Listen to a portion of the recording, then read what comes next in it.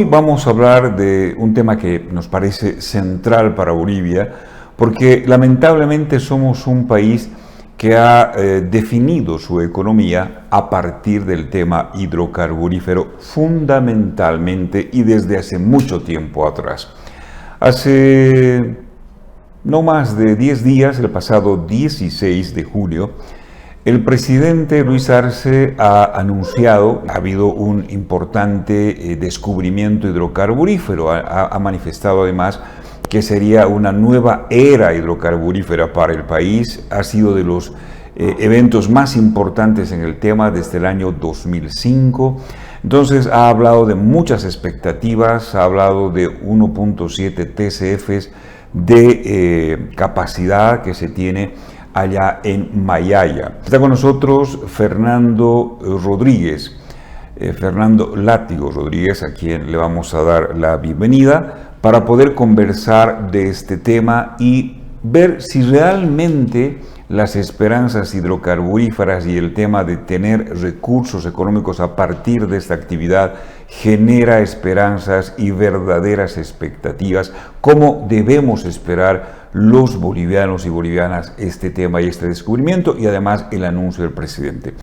Yo reitero, me alegraría profundamente de que esto sea cierto, de que esto sea un gran descubrimiento que incorporaría al llamado Departamento de La Paz obviamente a los departamentos productores, pero hay que esperar con prudencia, cautela y sobre todo mucha responsabilidad el que se concluyan las pruebas primero, al margen de que obviamente si se confirmara de que el pozo es comercial, porque hidrocarburos existen en la zona, ya se han perforado varios pozos, este es en toda la zona, La Paz, Beni, Pando y parte de Cochabamba, el subandino norte y parte de la Amazonía, se han perforado 20 pozos, 9 en La Paz con Mayaya, 7 en Pando con un descubrimiento el año 91 en el gobierno de Jaime Paz, del Pando X1 con 300 barriles, pero por la inaccesibilidad a la zona no se pudo poner en valor y poder desarrollar este campo Pando X1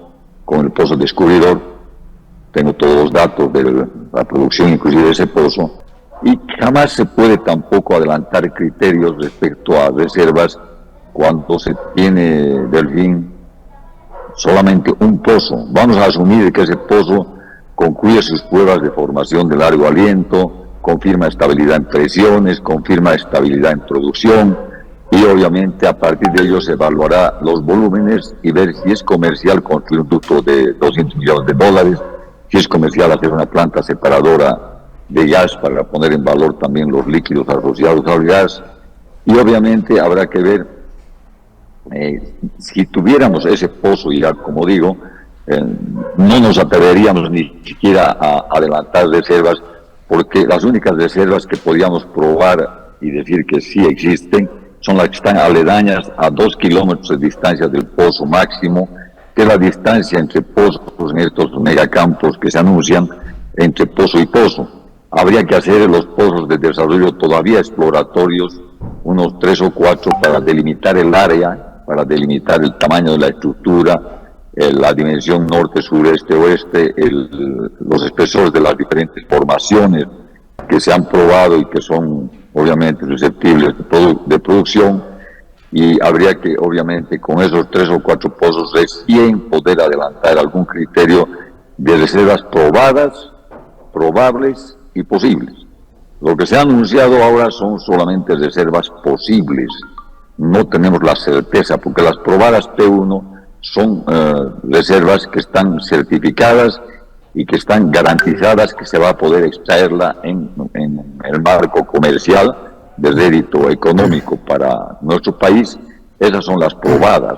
Entonces yo creo que no hay que limpiarse la boca antes de comer, no hay que comerse la vaca antes de faenarla, no hay que hacer el churrasco antes de faenar, esto dicen los chaqueños, ¿no es cierto? Entonces yo creo que hay que tener paciencia, mesura sobre todo y responsabilidad. Bien, a ver, sin embargo el presidente ha dado datos que son muy específicos, ha dicho que este campo produciría hasta 10 millones de metros cúbicos de gas natural y entre 500 a 1000 barriles de petróleo por día y que generaría 6.800 millones de dólares para el país. Esto está en una sola, es una pretensión, es un deseo nada más entonces, porque no está todo claro a partir de lo que te escucho de que es importante tener algo como que más certificado. 1.7 TCFs es un campo mediano. 1.7 TCFs primero están anunciando ya las reservas del campo, no del pozo, porque el pozo es un grifo de salida del reservorio simplemente. Y lo que han hecho es monetizar ya, y seguramente vamos a empezar a gastar ya los recursos que no tenemos. Han agarrado y han multiplicado 1.7 TCFs, para que la gente nos entienda, es 1.7 por 10 elevado a la 12 pies cúbicos de gas natural. Eso se divide entre 1000, ¿no es cierto? Y tenemos, obviamente, 1.7 dividido entre 1000, para que la gente también entienda, son 1.700 millones de millares de pies cúbicos, y eso multiplicado por 5, aproximadamente, eso es lo que ha calculado el presidente para decir ya tenemos esa cantidad de plata. Es decir, hemos monetizado el 1.7 TCFs que todavía no sabemos si existen, que pueden ser más, pueden ser menos, ojalá sean más, ¿no es cierto? Pero ya hemos monetizado, pero hay un pequeño detalle. El 1.7 tenemos que saber si son P1, P2, P3. Si son P1 inclusive, probadas, hay reservas probadas recuperables. En un campo gasífero, las reservas probadas recuperables llegan a un 60-70% máximo. O sea que ese 1.7 habría que multiplicarlo por 0.7 en el mejor de los casos, y estamos hablando de un TCF, que un TCF 1.1, 1.2 TCFs en el mejor de los casos recuperables. Por lo tanto, ese monto de 6.800 ya bajaría a unos 4.000 millones de dólares. Si es que el campo es positivo, si es que se perforan todos los demás pozos, etcétera. Los 10 millones de metros cúbicos, para que la gente entienda también, que dicen que van a producir, en este momento sería el 30% casi de lo que estamos produciendo por la caída brusca de la producción. Recordemos que producíamos 60 millones de metros cúbicos 2014-2015, y hoy día estamos bordeando los 30. Y con una caída en picada porque los campos se están agotando.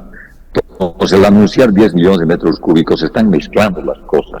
El presidente, no sé si mal asesorado, ha mezclado las cosas, porque una cosa son las reservas de gas que se pueden monetizar una vez se confirme y se desarrolle todo el reservorio, puede ser más también, ¿no es cierto? Eso sería la monetización que ha hecho el presidente de los 6.800 millones de dólares, sin tomar en cuenta que la recuperación nunca es del 100% en campos gasíferos y mucho menor en campos petroleros, que están obviamente asociados los líquidos al gas. Cuando se produce el líquido en un campo petrolero, se recupera en un 20-30% en el mejor de los casos. Es con lo que pasa en un aerosol que usamos en el domicilio, ¿no es cierto? Un desodorante que usamos que tiene gas, que es el propelente, y por lo tanto nosotros muchas veces sacamos el gas y vemos que está lleno todavía el recipiente, que tiene líquido adentro, y ese líquido ya no se saca, ya no se puede recuperar porque ha caído en un punto de rocío, que es el punto de condensación retrógrada, que hace que las partículas de gas de líquido disueltas en el gas se condensen al interior del reservorio para no poder ser recuperada. Entonces, el presidente ha mezclado el total del gas que pudiéramos tener si es que desarrollamos todo el campo. Los ha multiplicado por $5 el millar, ha calculado que tenemos 6.800 sin tomar en cuenta el factor de recuperación, y ha mezclado lo que es los líquidos, que es solamente los 500 o 1.000 barriles son los líquidos que va a producir supuestamente el pozo Mayaya. Entonces, una cosa es lo que va a producir todo el campo, que dice 10 millones de metros cúbicos, que es más o menos lo que ha producido, más o menos sería un campo similar a Incahuasi. Incahuasi ha producido 11 millones de metros cúbicos de gas por día, hoy día ya está en caída, estamos en 7 millones de metros cúbicos de gas por día, pero tiene 5 o 6 pozos perforados, tiene una planta de procesamiento, tiene los ductos, las facilidades de producción, etcétera. Pero reitero, no es lo mismo comparar, ¿no es cierto? Dice, vamos a producir 10 millones de metros cúbicos de gas, eso sería más o menos Con el caudal de este pozo, tendrían que ser, para que la gente nos entienda, tendríamos que hacer 25 pozos en Mayaya para producir 10 millones de metros cúbicos. Porque la producción de agujero abierto, de la primera prueba que se ha hecho, ha salido 15 millones de pies cúbicos de gas. Eso supone apenas 0.4 millones de metros cúbicos. Si multiplicamos por 25 pozos, tenemos los 10 millones que ha manifestado el presidente. Y se ha mezclado esa producción de 0.4 millones de metros cúbicos, equivalentes a 15 millones de pies cúbicos de este pozo en agujero abierto en la primera prueba preliminar de DCT, se ha mezclado. La producción de líquidos alcanza entre 500 y 1000 barriles. Entonces, no es correcto que se diga 500 o 1000 barriles de un solo pozo y después se diga 10 millones de metros cúbicos de todo el campo con 25 pozos. El presidente dice que este campo podría producir 10 millones de metros cúbicos de gas por día, o equivalentes a 350 millones de pies cúbicos de gas. Esos 350 millones de pies cúbicos de gas, por ejemplo, en Margarita, suponían que el campo tenía un promedio de 54 barriles por cada millón de pies cúbicos de gas, donde estaba disuelto ese petróleo condensado, y por lo tanto ese promedio nos permitió el Margarita Huacaya producir 27.000 barriles, que en realidad, en fin, increíble, en este momento prácticamente toda la producción nacional de petróleo y o líquidos condensados, gasolina natural, que produce Bolivia, solamente Margarita Huacaya ha llegado a producir lo que hoy día apenas estamos produciendo en Bolivia, teniendo que importar 45.000 barriles de diésel y gasolina por día, por eso hay las colas y demás. Entonces, queremos poner en contexto aquí, nos alegraríamos profundamente de que este campo sea positivo. Ahora, cuando se habla de que podía haber 15 TCR, que podía haber no sé qué, o sea, eso puede ser, pero eso la única manera de comprobar eso es perforando otras estructuras aledañas como Liquimuni, Tacuaral, Tuichi, ¿no es cierto?, San Andrés, Eva Sur, etcétera, que se han perforado y haya tenido resultados negativos, pero no siempre el primer pozo es positivo. En muchos casos, al quinto, sexto pozo recién le han achuntado, le han apuntado bien a la estructura en su culminación y recién se ha descubierto un campo. Entonces creo que falta mucho camino por recorrer. Es un buen anuncio que haya habido hidrocarburos, eso yo he podido constatar que sí ha habido hidrocarburos, que sí existen hidrocarburos, no solamente en este pozo, sino en el pozo Pando, en otros pozos, inclusive hay un lugar llamado pozo querosén o algo así, donde emana y sale de la tierra un producto parecido al querosén, por eso la zona se llama querosén. Entonces, hay hidrocarburos. Al frente está Camisea, que es uno de los campos más importantes del Perú, si no es el más importante. Entonces, hay posibilidades, ¿no es cierto? Pero, reitero, no hay que limpiarse la boca antes de comer. Y un tema central un tema central, es que por más que sea todo esto cierto y que se descubra y que se desarrolle el campo, que se hagan todos los pozos, se hagan todas las plantas, se hagan todas las facilidades de producción, los ductos de líquidos y gas, eso va a tardar entre 5 y 10 años si lo hacemos a la velocidad. Sí. Recordemos lo que pasó con Vuelta Grande, recordemos lo que ha pasado con Margarita.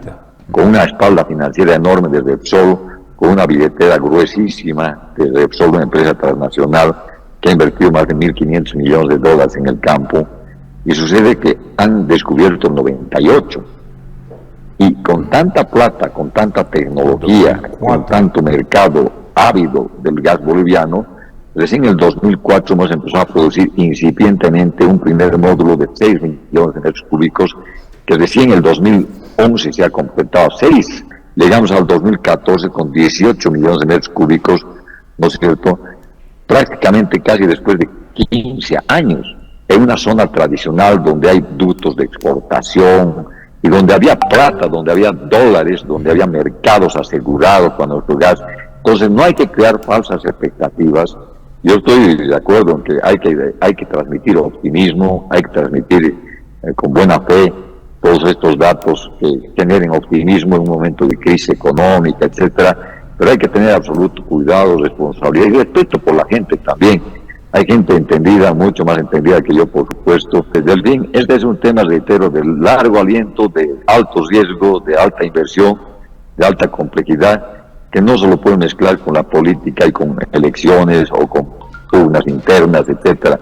Es un proceso, el gas es de todos los bolivianos, se empieza en un gobierno, se prosigue en otro y se termina de construir algo en otro. Y aquí no hay nadie propietario para que esto no se vuelva un tema político partidario. No hay propietarios de los hidrocarburos, los únicos somos los bolivianos, que ojalá sepamos después de 100 años de usar bien y sembrar el gas y dejar de farrearnos la plata que nos ha llovido del cielo por la naturaleza pródiga que tiene Bolivia. Problemas ya técnicos en el campo, en el Pozo Mayaya, que puede ser inclusive por información de los geólogos, yo reitero, en este tema no soy especialista, ni mucho menos, pero muchos geólogos dicen que en realidad la primera prueba que se ha hecho en el Pozo Mayaya, que no ha dado un resultado bastante alentador, bastante positivo, de 15 millones de pies cúbicos de gas, que son 0.4 millones de metros cúbicos, y ha dado un resultado de 500 barriles de condensado que se podían inclusive llevar en cisterna. Creo que se ha llevado una cisterna inclusive a Cochabamba para procesar ese condensado y ver los resultados de la destilación, para ver los porcentajes de gasolina, kerosene, diésel, jet fuel, aceites, etcétera, en función al grado API que tenga ese condensado. Pero reitero, esa ha sido una primera prueba a agujero abierto, ¿no es cierto?, un DCT preliminar. Luego se ha bajado la tubería con el liner correspondiente, se ha instalado la prueba de producción, un DCT más, digamos, más estable, pero lamentablemente ha salido agua.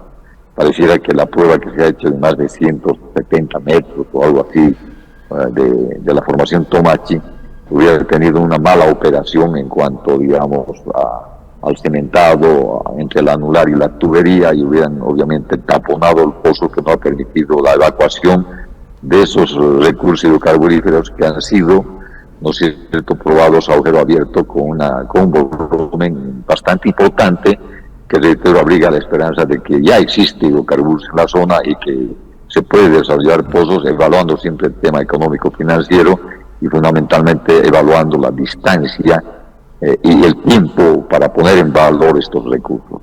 ¿Cómo ves tú? Me gustaría que nos hagas un análisis. La actualidad, ¿estamos bien? ¿Estamos vendiendo lo que corresponde?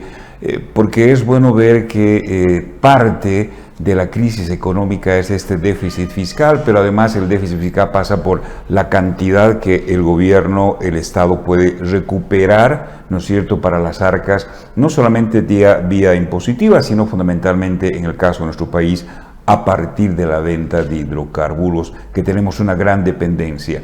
¿Cómo ves en la actualidad esto? ¿Qué análisis tienes, querido Fernando? Bueno, a ver, en primer término decir que si la producción ha bajado de 60 millones a 30. Obviamente hay una caída abrupta enorme de los ingresos para el país. Al margen de ello, ha caído el precio, porque en algún momento estábamos vendiendo en 12, 14, 16 dólares y hay un remanente inclusive hasta en 20 dólares a la Argentina, cuando el anterior invierno del 2023 había una crisis energética en la Argentina, porque si bien la Argentina tiene gas, todavía no tienen todos los ductos para poner en valor todo lo que supone Vaca Muerta, que es un gran yacimiento de gas no convencional. Por lo tanto, es claro que primero la crisis económica que tiene Bolivia tiene relación con la caída de los hidrocarburos desde el 2014 a la fecha en 50%, pero lo más grave es que el mercado interno ha crecido de una manera exponencial. Es decir, mercado interno en líquidos es un escándalo, porque obviamente en la medida que tenemos una subvención salvaje que nos está matando la economía del país, ¿no es cierto?, esa subvención permite que el diésel y la gasolina que entra al país con un esfuerzo enorme de todos los bolivianos vuelve a salir por contrabando, y también va a los autos chutos, etcétera. Entonces, cada día es más grande el mercado interno en líquidos, cada día es más grande el mercado interno en gas natural, con unos precios de gallina muerta impresionantes que obviamente ponen en riesgo los ingresos. Obviamente ya se han recortado los ingresos, habrán visto lo que pasa con la gobernación de Santa Cruz, de Tarija, de Chuquisaca y de Cochabamba. Se han recortado los ingresos por la caída del precio, por la caída de los volúmenes, pero por algo peor, la, la crecida exponencial del mercado interno a un precio irrisorio.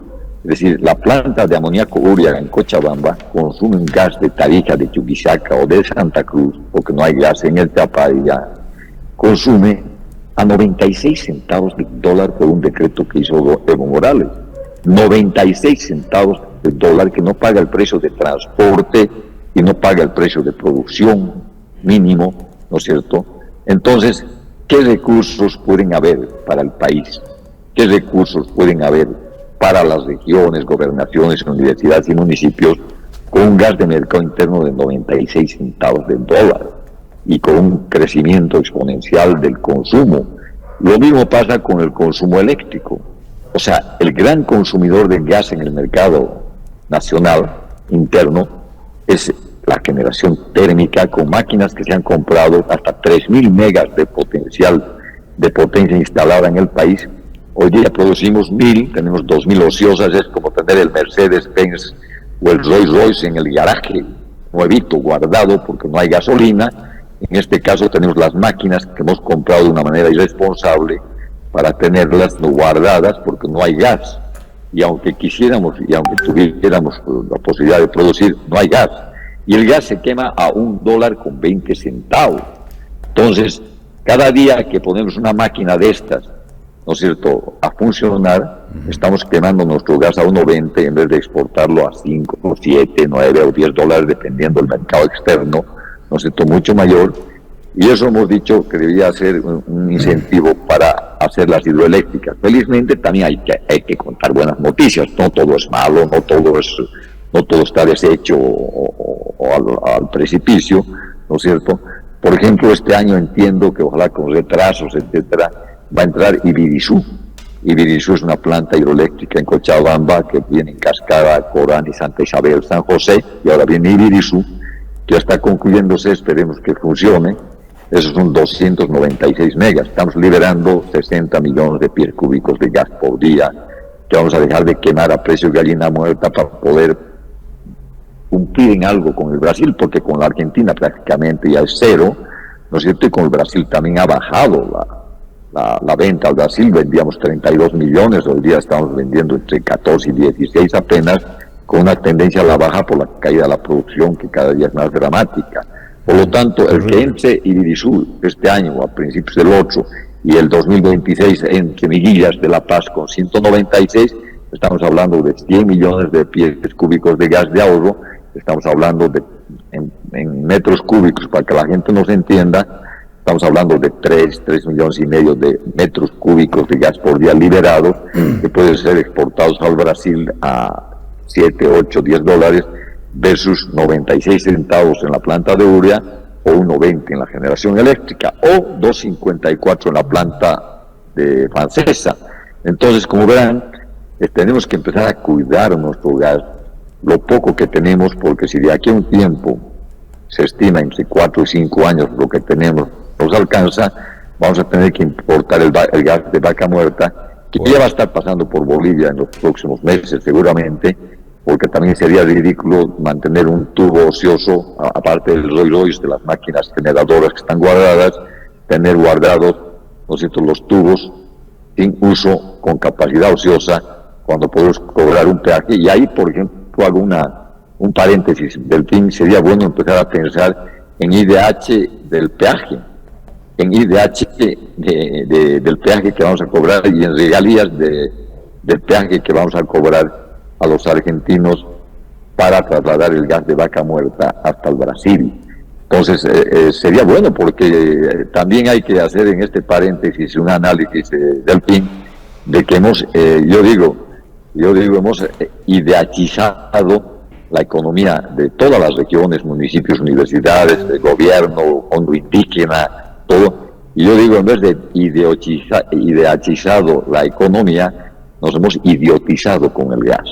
Es decir, hemos pensado que el gas era infinito, que el gas nunca se iba a acabar, y todos dependemos del IDH, todos dependemos. Eso podemos patentarlo en tu programa, Delfín, la idiotización del gas y el petróleo en Bolivia. Lo vamos a patentar. Hay que patentarlo. Ideatización o idiotización del gas. Y claro, hoy día todos están asustados porque cada día que pasa no hay IDH, cada día que pasa el IDH se reduce en volumen de ventas del gas y se reduce en precios, y mercado interno ya es ridículo. Es decir, lo que está viniendo es que de aquí a un poco tiempo, por más que tengamos, digamos, 20 millones de metros cúbicos, esos 20 no van a alcanzar para el mercado interno, que no pagan ni el precio de transporte y que no pagan ni el precio de producción, amén de las regalías. O sea, eso ya es un sueño, ¿no es cierto? Entonces, yo creo que la idiotización de la economía, o el IDH, ha sido realmente como la enfermedad de las vacas holandesas con el gas en el norte, ¿no es cierto? Cosa que no ha hecho Noruega, ha aprendido de lo que ha pasado en Holanda, y Noruega tiene el fondo soberano más grande del mundo con el gas, que lo ha invertido bien, y ahora tiene un fondo, un país más chico que Bolivia en habitantes, 10 millones de habitantes, y tiene un fondo que pasa el trillón de dólares, ¿no es cierto? Y que significa que todos los noruegos tienen plata para los próximos 100 años. Entonces, esa es la realidad. Nosotros, en vez de guardar, en vez de hacer un fondo soberano, en vez de tener fondos de estabilización en las regiones, todo, nos hemos dedicado a pasear, a chupar y a malgastar. Y no hablo del gobierno central, y no solamente de este gobierno, hablo de los últimos gobiernos, y hablo de todas las regiones, de todos los municipios. Hemos comprado la vagoneta último modelo para el alcalde, hemos enrocetado la plaza del pueblo, nos hemos fallado en corrupción la plata, etcétera. Pero, y de sembrar el gas, y de poner hidroeléctricas, de poner, ¿no es cierto?, de digamos, hacer esta transición energética hacia recursos que son renovables, ni hablar, no hemos hecho prácticamente casi nada. Entonces, creo que es importante señalar que, para hacerlo sencillo, yo escuché la entrevista que le hiciste a Mirko Gardicic, para hacerlo un poquito más sencillo, porque Mirko es técnico, es una persona muy calificada en el tema económico, pero yo lo voy a hacer más sencillo. En este momento no hay dólares porque se acabó la plata, ¿no es cierto? Porque es más complejo ir a hablar de yuanes, no, o sea, es lo real y lo concreto. Lo real y lo concreto es que en mi casa nos hemos chupado la plata, ¿no es cierto? Nos hemos gastado primero las reservas, nos hemos gastado el oro, nos hemos gastado los derechos especiales de giro, y ahora estamos echándole mano a la gestora, a los ahorros de los bolivianos. Y obviamente, cuando tú mencionas la subvención, dices 2.000, no, el año pasado han sido más de 3.000 millones de dólares, este año vamos a sobrepasar los 4.000 millones de dólares. Wow. ¿De dónde va a salir esa plata? ¿De dónde va a salir esa plata? Yo, a lo único que me atrevo a decir, y no es una adivinanza, es que va a salir de la maquinita que imprime billetes, ¿no es cierto? Y que supone inflación, y que supone que nos están echando la mano al bolsillo para que paguemos este desastre económico que estamos viviendo. Grave, bueno, sí. Terrible, querido Fernando, es un gusto siempre conversar contigo. Nos has dado, creo que, un pantallazo clarísimo, concreto, si bien esperanzador, porque a ver qué es lo que pasa, pero al mismo tiempo coincido contigo, que no nos limpiemos la boca antes de comer.